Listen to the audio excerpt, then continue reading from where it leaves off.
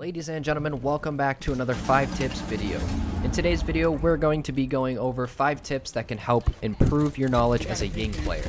Before we get started, a little background information about Ying. She is a 2-speed 2-armor attacker from Hong Kong, equipped with 3 cluster flash charges that can either be anchored on a surface or rolled out like a grenade, flashing anybody in the radius of the Candela. With that said, let's get into the 5 tips for Ying. Tip number 1. Cooking the Candelas. Ying has 3 different phases for her Candelas. They are all based on the amount of time you cook the Candela for, and there are 2 ways that you can tell how long you're cooking this Candela for. Number 1, being the reticle icon in the middle of your screen. When cooking the Candela, the reticle will turn white on the top half for the first charge, then proceed to the bottom right for the second charge, then to the bottom left for the final last charge. These charges proceed in a clockwise pattern if you are cooking them on screen. Number 2 is going to be the actual green light icon on the Candela itself. When cooking the Candela, the green light will blink from 1 to 2 to 3. This pattern is also clockwise. Both of these cooking phases will let you know how long your Candela is charged for and how it's going to work. So if you charge the Candela for the first phase, it will roll for the longest duration,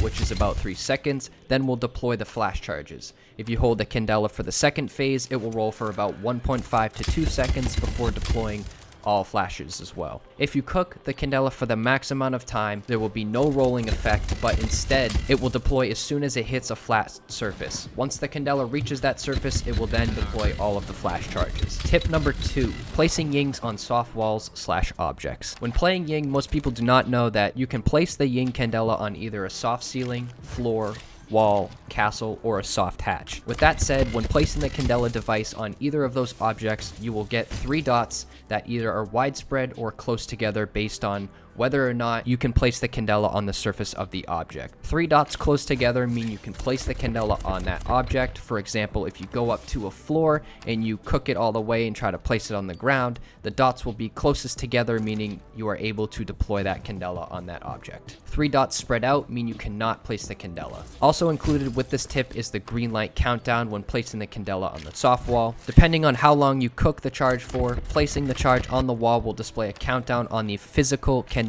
itself. You will see the 3 green dots that will count down from 3 to 0. Then the charges will go off. For example, if you go up to a soft floor and try to deploy the Candela on the floor and you don't get the option for the 3 dots to be grouped together, that means you are most likely above a floor beam, preventing you from deploying the charge. Alternatively, if you do go up to a soft hatch, a castle, a floor, or anything like that, and you do get the 3 dots closest together, that means you are able to deploy that Ying Candela on any of those objects. Tip number 3 is going to be rolling the Candelas themselves. There are 2 different options for rolling the Candelas.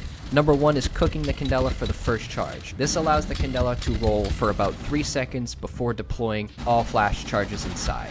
Note, this is for all iterations of the Candela charge itself. If a non-charged Candela banks off of a wall, then it will roll for the given time in the trajectory it bounces off the wall from. This in turn will determine the angle in which the charge will roll forward. So for example, if you throw a Candela that is charged at either the first phase or the second phase and it bounces off a wall, once it hits that wall and bounces in whatever direction it goes in, that is going to be the direction the Candela is going to continue to roll forward in. The second option is cooking the Candela to the second charge, which will allow the Candela to roll for about 1.5 to 2 seconds before going off. Now, these charges are based on how you want to attack as Ying. If you want more time to coordinate your plan and run into sight, then you're going to want to charge it up to 1. If you want a more effective charge right away, then you want to cook the Candela to max charge to get those flashes to deploy. Now, the third option doesn't really count as a roll, but more as a direct flash. Like I said, when charging the Candela to max, it will deploy all flashes as soon as it touches a flat surface. So if you max the charge for the Candela and throw it at a wall, it will bounce off the surface of the wall, and then as soon as it reaches a flat surface, whether that be the ground, a shelf, or it gets stuck on a ceiling or something like that, the charges will be deployed. So really, cooking the Candela charges is really dependent on how you want to attack as Ying.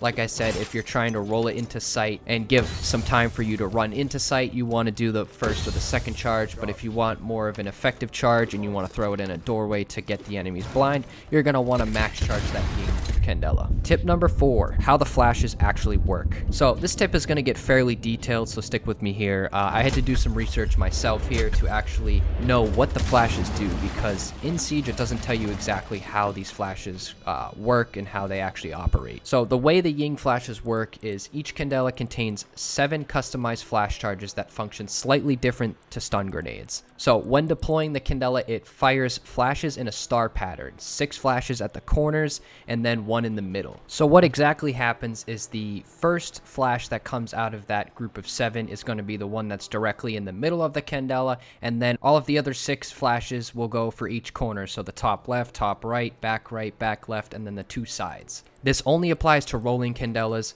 not Candelas fused onto an object. Just keep that as a mental note. But when placing a Candela on a breakable surface where it will act similarly to Fuse's cluster charge, the first 5 flashes will be fired in a line from right to left, similar to Fuse's cluster charge, with the 6th flash dropping in front of the Candela charge itself.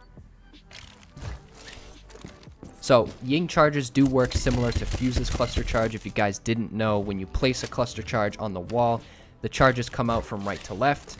So that's just something you guys should probably know if you are deploying them on a wall. But lastly, tip number 5. This isn't really a tip, it's more of the loadout, counters, and synergies that apply to Ying. Ying comes equipped with an extremely good loadout, bringing to the table an 81 round T95 LMG dealing 46 damage, or the 612 shotgun, which in my opinion is obsolete compared to the LMG. She also has the Q929 handgun dealing 60 damage as a pistol, and as for her gadget options, she can either choose smokes or hard breaches. Now, her gadget choice is based on the enemy team or how you want to play Ying. With smokes, you can use them to burn ADSs, Wamai charges, force plants, or bait nitros, but hard breach charges bring more breaching capability to the team and can give you more versatility options there as a squad. Personally, I bring hard breach charges just in case we're unable to get the wall open, or if you want to open a hatch because she doesn't have breach charges.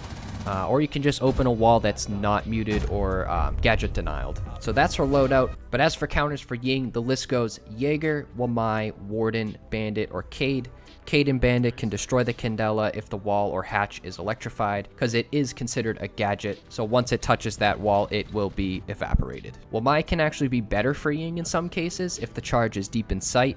This can pull the Candela farther back into the bomb site, making it more effective to flash the enemy team. Now lastly is Ying's synergy combos. So obviously, at the top of the list is Thatcher disabling gadgets, Twitch, who can also destroy or disable gadgets, Callie doing the same thing as well, destroying gadgets, Zero can also provide lasers to destroy gadgets, and Flores, who can also explode gadgets on site, getting rid of ADSs or any denial for Ying. All of these operators can help mitigate any sort of gadget that can stop the Ying charges from going off. This in turn will make your push as a team more effective against the enemy squad. Now I do have one little kinda, not an Easter egg, but a good tip to counter a defensive operator as Ying. Now this is going to be against a Rooney, so her laser gate does take 1 gadget to disable it, but some people don't know that if you cook the full Candela to the max charge and throw it at the base of the gadget, the Candelas will explode in the radius of the 6 corners, so it can disable that Rooney gate itself while dealing flashes. Obviously, another small little tip is to be careful with Warden. If you play Ying too much and you notice that the other team is running Warden, you just gotta be careful when throwing smokes or your flashbangs, thinking that you can push into site aggressively, because he can definitely not be blinded by the lights, so he'll definitely pick you off, so just be careful. But again, that just throws in another operator that could counter him is IQ, so if you know that they are going to run a Warden, you could just throw an IQ in,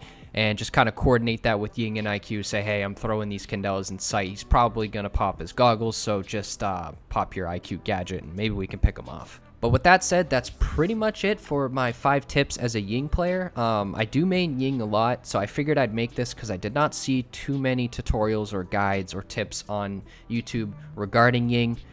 It was fairly difficult to find some of this information, especially with her flashes and how they work. It was pretty cool to find them. I did find this on the Rainbow Six Siege wiki. So if you guys want to read more detail, I would just look up Ying on that Rainbow Six Siege wiki. But with that said, that's pretty much it for the video. I hope you guys did enjoy. If you guys did learn something new, let me know down in the comments what it was. And if you guys do like these types of videos, I can continue doing these for most of the operators. I find it very cool to research more operators themselves and find some hidden tricks or hidden information that most people don't know. So yeah, if you guys want to see another operator, let me know down in the comments who you want to see. see, I did do Frost and I just did Ying, so with that said, fairly sophisticated. Operators, I hope you guys enjoyed the video, and I will catch you guys in the next 5 tips siege video. Take care and flash your enemies.